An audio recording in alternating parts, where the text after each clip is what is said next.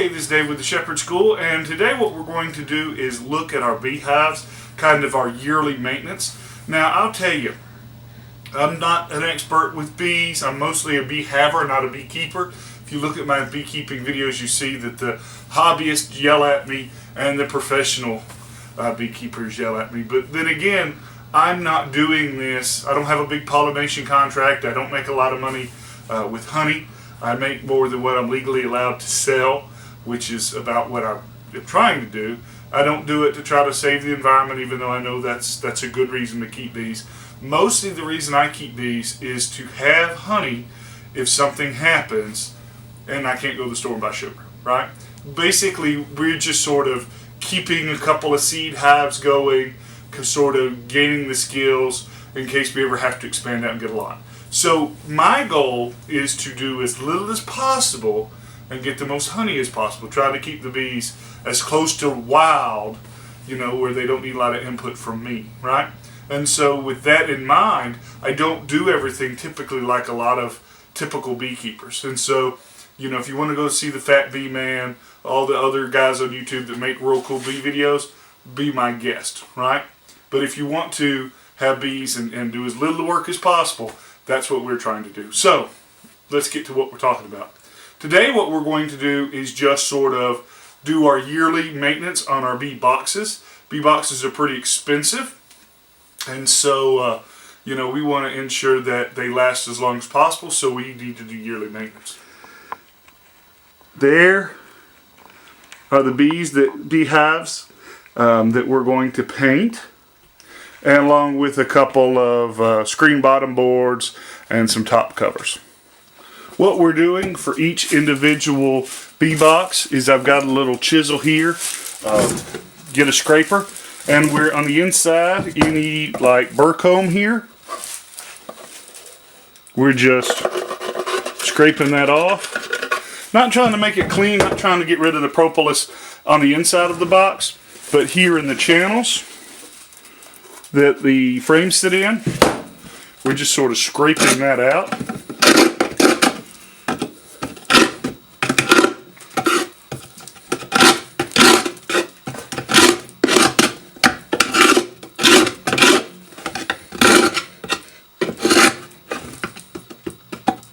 That makes it easier to move the frames.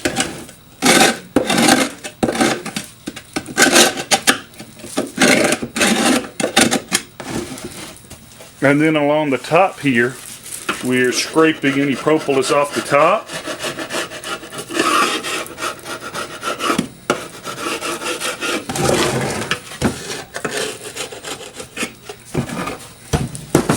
And on the bottom.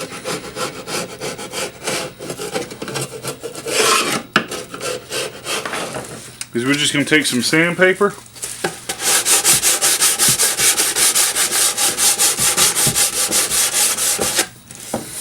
The smoother we can make this so it sits flat, the less propolis they're going to put underneath here.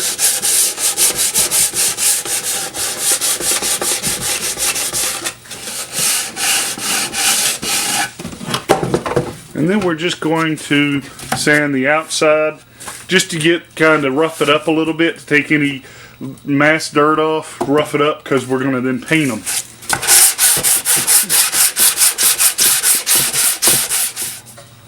Part of the deal when inspecting your beehives is you're looking for rot and cracks and things. On this particular box, this fell and the lip has cracked, right? That way you can see it. And what I did while I was inspecting everything, I noticed that crack and I just put some staples in it. This could probably be replaced, right?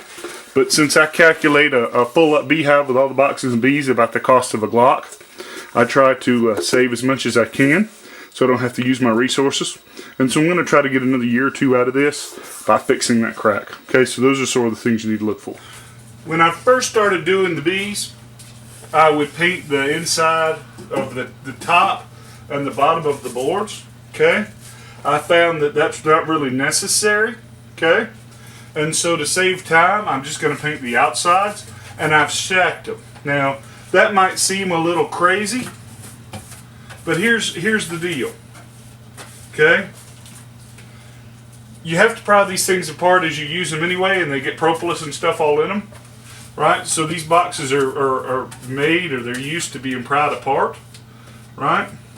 But this keeps me from getting paint on the bottom, and it makes it a whole lot easier to paint.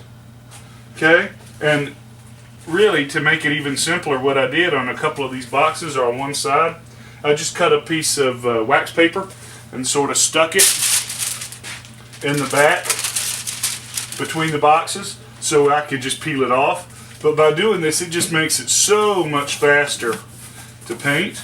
Okay, and I'm just going to leave this bottom one for last, and then I'll paint these 3 boxes, and then I'll move them to the side. I'll put 3 more boxes on the top, and I'll just do that until I've painted them all. And I'm using just a semi-gloss exterior latex paint. It really doesn't matter what kind of paint you use. White is traditional, but they've done some studies about beehives and what bees can see. And bees can see colors, but they're seeing it ultraviolet, so what the color we see isn't the color they see, right? And I'm not an expert at that, so I'm really not going to talk a whole lot about that. But, you know, apparently they like blues real well, so a light blue might be a good color to paint your box. But, you know, I don't think you can go wrong with white. It's cheap, but really you can paint it whatever kind of paint you've got at the house. Okay? And I'm just using semi-gloss. I normally use flat, but this was cheaper. Okay? So, all we're going to do is just paint these boxes and wait for our bees to come in here in April. So, thank you for watching.